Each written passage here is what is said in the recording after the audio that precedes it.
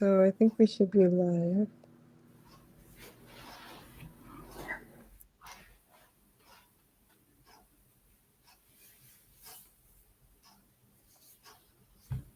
All right. Well, good morning, everyone. Can you hear me live in the room? Yeah, we can hear you. Okay, wonderful. Well, for those in the room and those online, good morning, everyone, and welcome to NASA Space Apps Oshawa for 2025. My name is Professor Carolyn McGregor. I'm the Dean of the Faculty of Business and IT at Ontario Tech University, and I am also the founding president and CEO of the Interplanetary Chamber of Commerce, the first Chamber of Commerce for space. There's a few things we're going to go through. The hackathon now has officially started, or the NASA Space App Challenge has officially started. So there are a few things that I needed to go through, but before we do any of that, I needed to first go through, as is customary, the land acknowledgements for this morning. Now, I say land acknowledgements, plural, because I am not in Canada at the moment. I am in Sydney, Australia. So I will first acknowledge that the land that I'm situated on currently is part of Darug country, the traditional land of the Darug people, who are the traditional inhabitants of the Sydney hinterland and the area in which I'm residing today. In Australia, as part of our land acknowledgements, we pay respect to our elders past, present and future, and so I pay that acknowledgement to the elders today. Ontario Tech University, though, acknowledges the lands and the people of the Mississaugas of Scugog Island First Nation, and we're thankful to be welcome on the lands of friendship. The lands that you are situated on, for those who are residing at Ontario Tech today, are covered under the Williams Treaties and the traditional territory of the Mississaugas, a branch of the Great Anishinaabe Nation, including Algonquin, Ojibwe, Ottawa and Potawatomi. These lands remain home to a number of Indigenous nations and people. We acknowledge the land out of respect for the Indigenous nations who have cared for Turtle Island, also known as North America, from before the arrival of settler peoples until this day. Most importantly, we remember the history of the lands has been tainted by poor treatment and lack of friendship with First Nations who call them home. The history is something that we're all affected by, as we're all treaty people in Canada, and we all have a shared history to reflect on. And each of us is affected by this history in different ways. Our past defines our present, but if we move forward as friends and allies, then it doesn't have to define our future. Miigwech, which is in Indigenous culture. Thank you. So thank you, everyone. So now moving on to the main topic areas today for the NASA Space Apps Challenge. I'm going to just go through an introduction of the local leads we have today, our keynote speakers, the overview for the competition, some information about navigating the hackathon and your submission, some final comments about forming the team, and then I'll give a very brief introduction to my involvement with space, and I'm delighted to be joined in this opening by Brian Gallant, former Premier of New Brunswick, who is now the head of Space Canada. In terms of just our local team, I want to acknowledge Emily and Priya, who are in the room today, joining me for our second hosting of the NASA Space Apps. I also want to acknowledge Teresa. She's not able to be there in person today, but she's certainly helped in the preparation for the event. For a background for NASA Space Apps, it is an international hackathon that's taking place virtually today and tomorrow. And since its inception in 2012, there's now been more than 220,000 registrants and from over 185 countries in the time that it has been running. So it's had quite a significant impact for a number of people to be able to be involved in this opportunity. So as I mentioned, for our keynote speakers, I'll be going through this initial opening, and I'm joined today by Brian Gallant.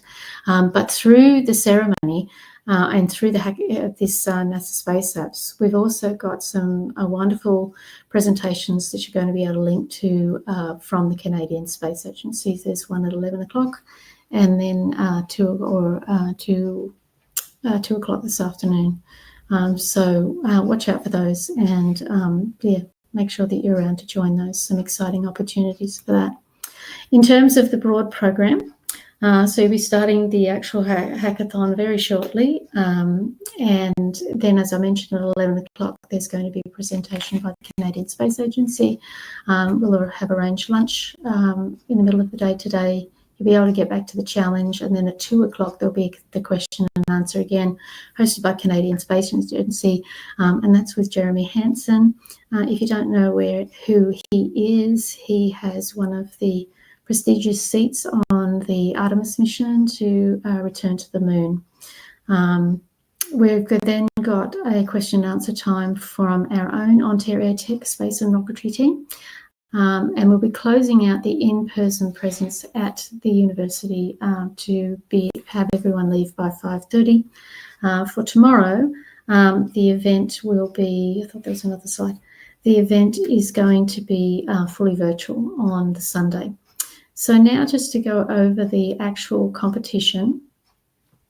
Here's the other slides that I had, and here's the Sunday schedule, as I said, where everything is going to be online. This is a competition that has some local prizes. So thanks to the sponsorship from Ontario Tech, the team judged to be first place will receive a shared $400. So the $400 in Amazon gift cards will be shared across all the team members. Second place, it's a shared prize of $200 in total, shared across all team members.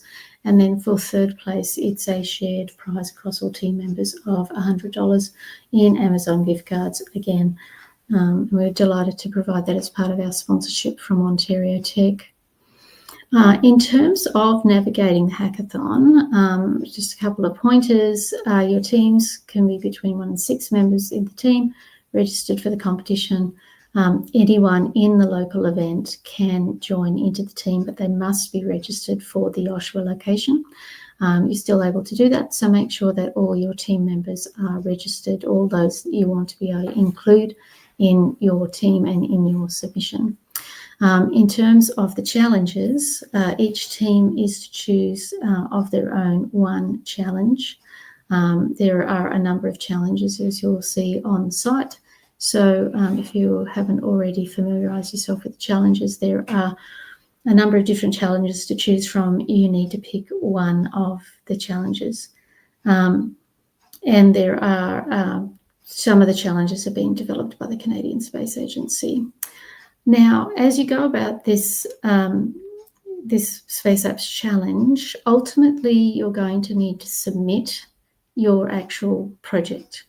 I'd encourage you to look at that submission process earlier rather than later and understand and validate or create a valid submission, because you can continue to update your submission, as I'll explain again in a minute, repeatedly, and you want to not leave it to the last minute to try to start to submit in case you're having issues making sure that every area in the submission is valid. Submissions close on Sunday evening at 11:59 p.m. local time, albeit I'm just about to go into Sunday morning here. It always takes it based on the local time of where you're actually competing. To be able to access the submission page, you're going to go into the NASA Space Apps environment. You'll click on the user profile. You go to My Team, as it's showing you here. And then you're going to click on the project tab. So My Team's up here, then you click on the project tab down there. Now, when you're in this project team environment, you're going to click on Edit Details. That's going to allow you to edit all of the submission component areas. It's going to allow you to enter all the submission component areas.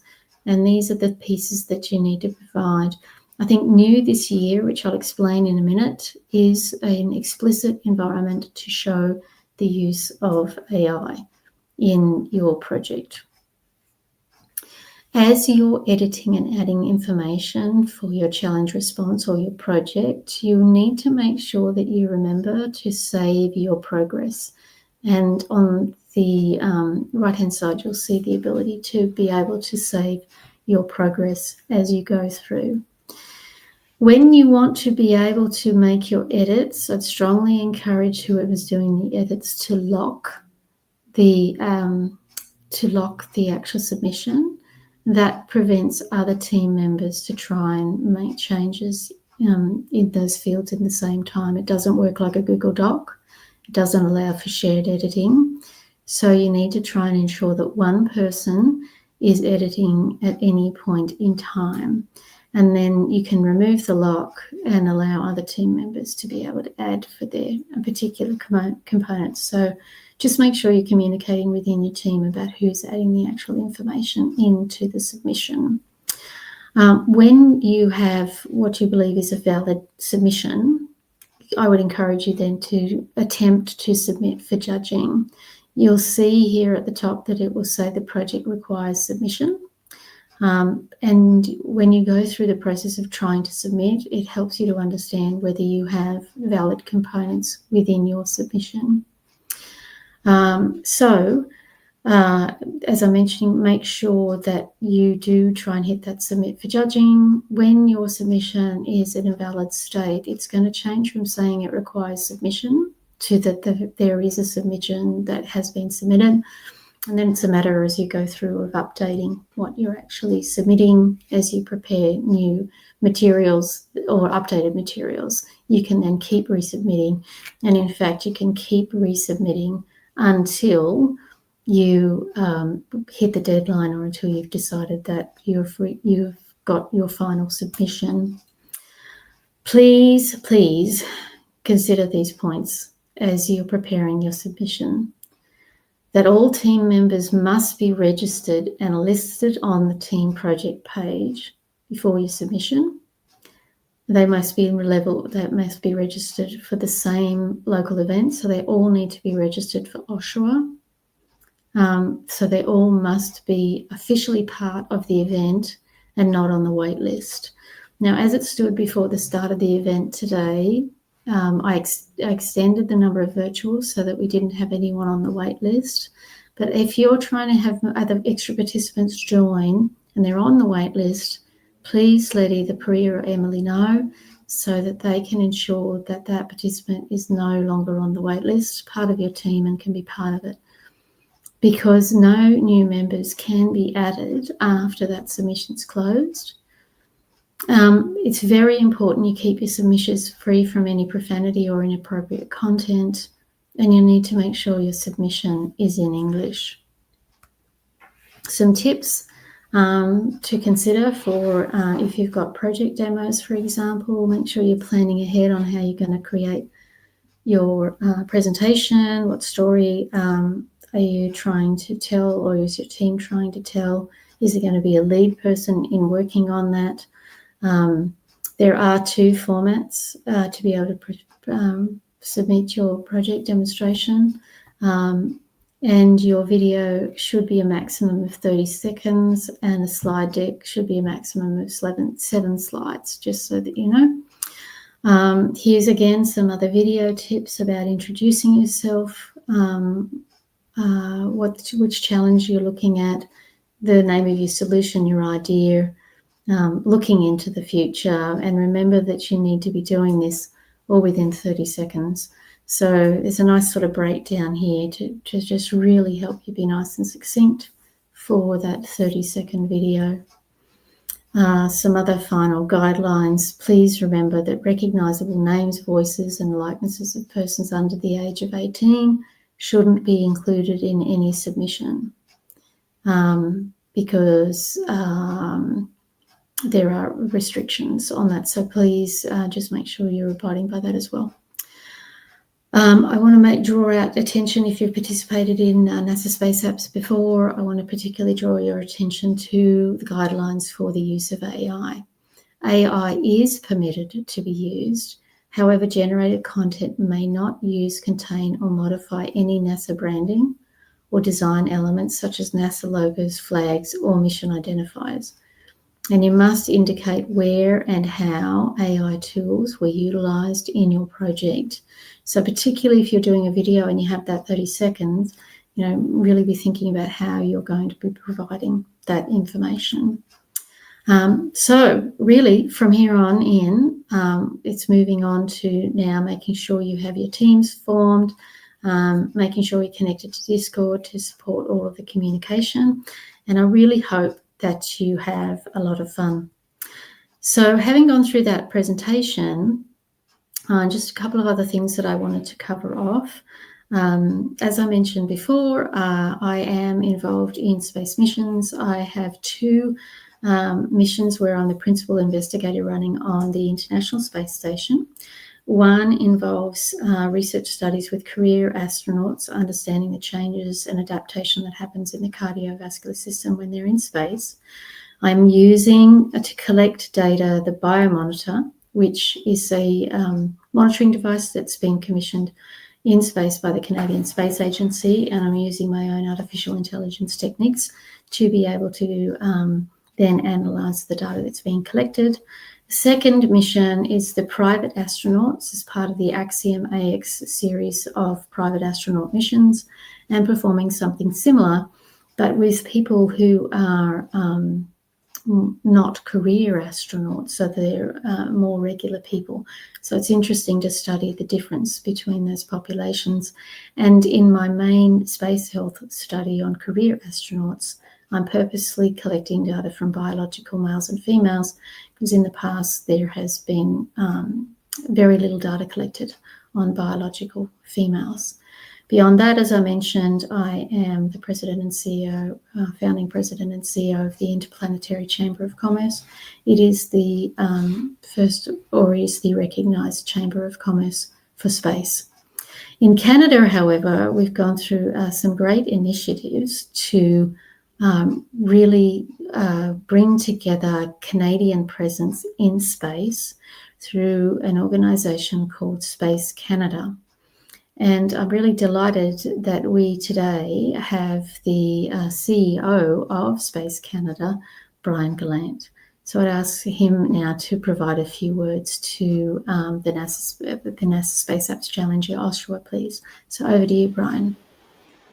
Well, thank you very much, Carolyn. Very kind of you to join, given the time difference. So on behalf of everyone a part of this, a big thank you for that effort. It is very much noticed.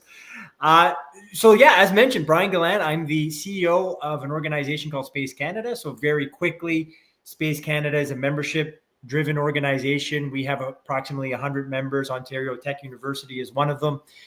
We do anything that we can that will strengthen the Canadian space ecosystem, with our members that are multinationals to startups and everything in between. We have academia, we have think tanks, we have businesses that may not be pure space businesses, if you will, but they have an interest or they have some type of product or service that could be beneficial to those in the space sector. We do things like this. We try to raise awareness on the importance of space so that the public and key stakeholders like governments will prioritize space. We advocate for the space sector. We try to enhance collaboration internally to our country, meaning different sectors, different organizations, even within industry, and then of course with key stakeholders and with international stakeholders as well. And it's great to hear, Carolyn, and the work that you're doing on the international front as well to bring people together and enhance collaboration.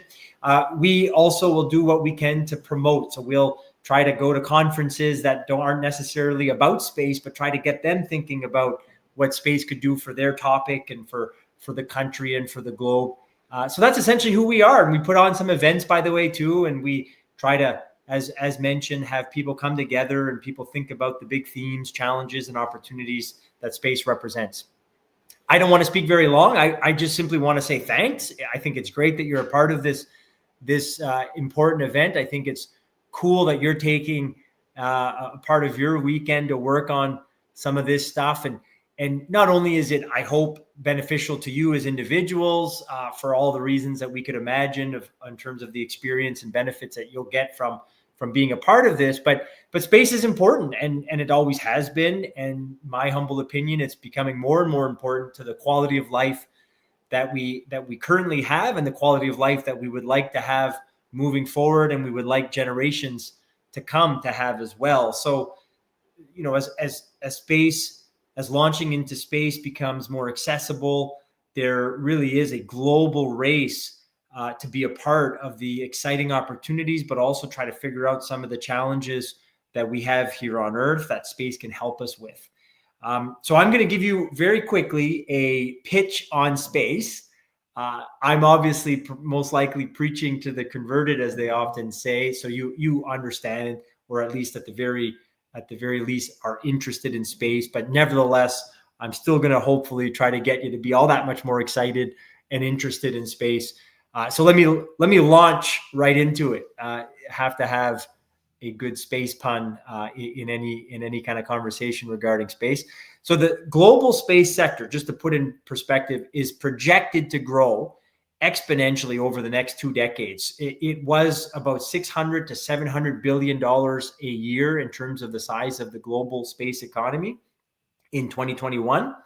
It is now projected, it has grown and is now projected to go up to, some even say, as large as $2 trillion a year by 2040. So that means that there's immense activity and opportunity happening in the space sector and space ecosystem across the globe. On top of that, advancements in space-based capabilities will fuel the next generation of innovation. It's not just about space. Investing and moving forward with space will help Canada, will help the world enhance things like traditional industries. Take for an example, forestry, agriculture. If you want to have sustainable and more efficient crops in agriculture, you're going to be using space-based technologies. On top of that, space is going to be at the heart of emerging industries as well, like artificial intelligence, quantum, cybersecurity, and more. Investing in space and advancing space, strengthening space will also directly support Canada's ability to protect its borders, strengthen continental defense, and also mitigate and fight climate change, protect the environment, protect our oceans, our forests, detect, mitigate, and fight against forest fires, bridge the digital divide, build the infrastructure required for an inclusive, innovative, and sustainable future, providing connectivity to rural, remote, Indigenous communities across Canada. And prioritizing space is essential, in my humble opinion, if Canada is to remain competitive, resilient, and secure in a world that is rapidly shifting. I think probably the coolest thing, though, that's all really important, but the coolest thing, though, is there's some amazing things happening when it comes to Earth's efforts to explore around us and explore the universe. So the James Webb Telescope is one of the coolest feats potentially of humanity. I mean, it is absolutely phenomenal what we are a part of, Canada is a part of, in peering into the universe to better understand what's around us, who we are, where we came from. I think that's an incredible project and initiative and such a gift to future generations as well. And as Dr. McGregor mentioned, we also had the very exciting Artemis 2 mission.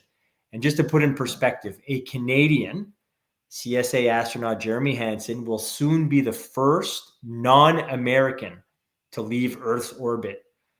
That is pretty special.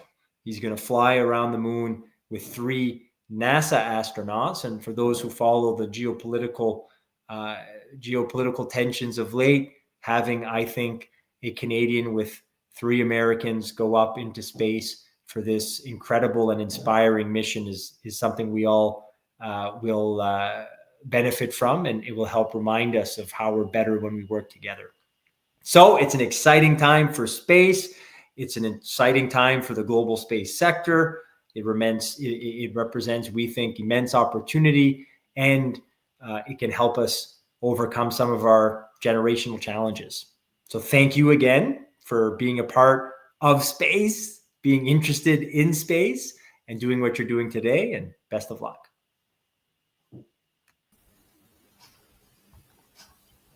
Thank you so much, Brian. And I think everyone can see how privileged we are in Canada to have you at the helm for Space Canada, driving a national agenda, really working with government to see the priorities.